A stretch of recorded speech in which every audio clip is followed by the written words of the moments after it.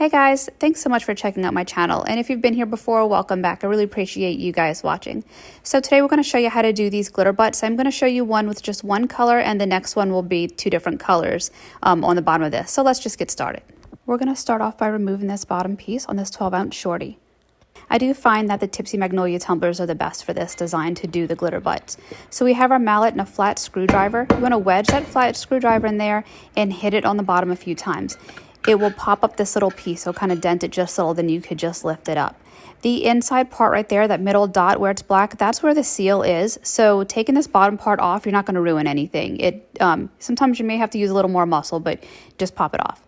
So then we have acetone, and I'm cleaning it all off. I don't have to sand the bottom of this because this is a rough, unfinished bottom.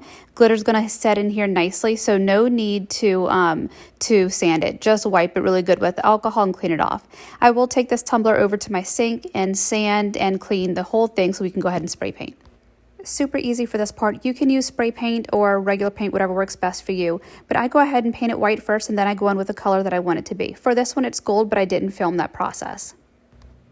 I have some speed dry epoxy mixed up, and we're going to go ahead and add some glitter into this epoxy. I'm using Cordelia from Mr. Noah's Glitter. It's a opal gold champagne vibe. It's gorgeous. It's one of the prettiest ones that I have. So what I'm going to do is get that mixed in really great, and we're going to take a little bit of this and put it in that very center part. That middle part dips down. So if you were to put your little tumbler tag on that without something under it, you'll trap a bubble. And as you fill in your glitter around it, the bubble will try to work its way to the top, and it will lift your little tumbler tag if you're using one. So heads up on that. Definitely fill that little part first. After we have that down, we get our tumbler tag in place. I always make sure it's lined up with my design, and then we're going to go ahead and fill in everything with this glitter. Don't go super crazy with the glitter and epoxy that you're putting in here right now. We just want enough to kind of go in and fill up all the spaces and go to almost the top of your tumbler tag. So take your time, get this around. It's super easy right here that if it gets on the rim, you can just wipe it up, so no harm there.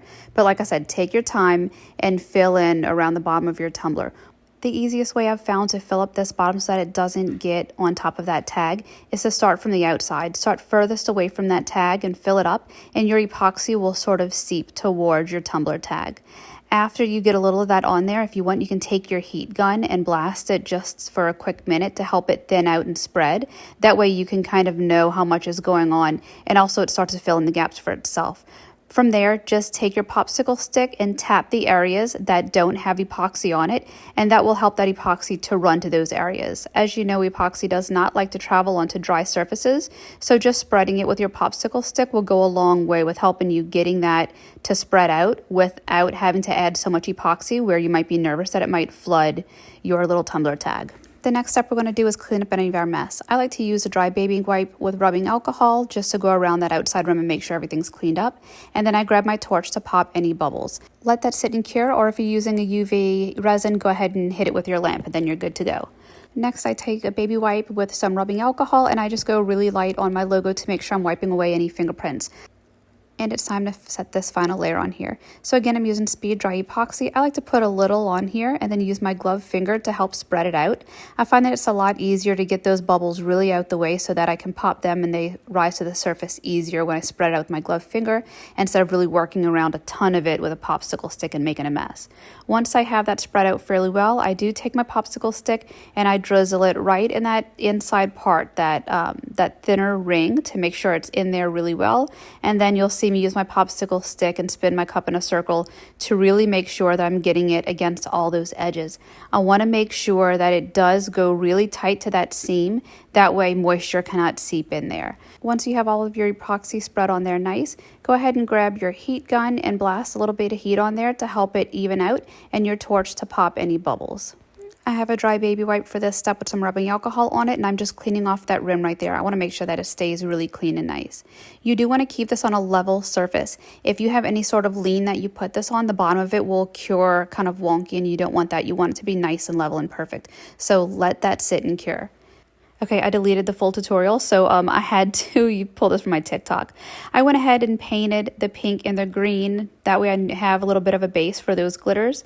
I dropped in my green first, let that settle for a minute, dropped in my pink. For that outside ring, I like using fine glitters for this because it's just such a small space. Chunkies, you wouldn't quite get the right look. If I were to go chunky, I'd go on that middle part with a chunkier one. It'd be a lot prettier. And then the same thing as before, go ahead and use your popsicle stick to fill in those spaces, and the epoxy will naturally just run itself together. Use your heat gun to help smooth it out, then your torch to pop any bubbles. This was done with UV resin, so right here I'm just adding my final layer of UV on top. Spread that around with your finger, make sure it's level. I do use my heat gun to make sure it all evens out as well, and then just my UV light to cure it. So just as easy as the other way. You'll see that the bottom of my tumbler, it does dip in just a little. I like to keep my epoxy somewhat shallow in there. That way, whenever someone does set the tumbler down, it's resting on the stainless part and not so much on the glitter design on the bottom. I feel like that protects it just a little bit more. These tumbler tags are available from Angie Collin over at Wicked Gold. So if you're interested in these, go ahead and check her out, reach out to her, and she'll be happy to create whatever you want, whatever shape, or even just an offset of your wording or logo. So reach out to her. She's great and super easy to work with. But that's it, guys. I hope you love this tutorial. If you have any questions, go ahead and let me know, and give me a thumbs up, and please subscribe. See y'all soon.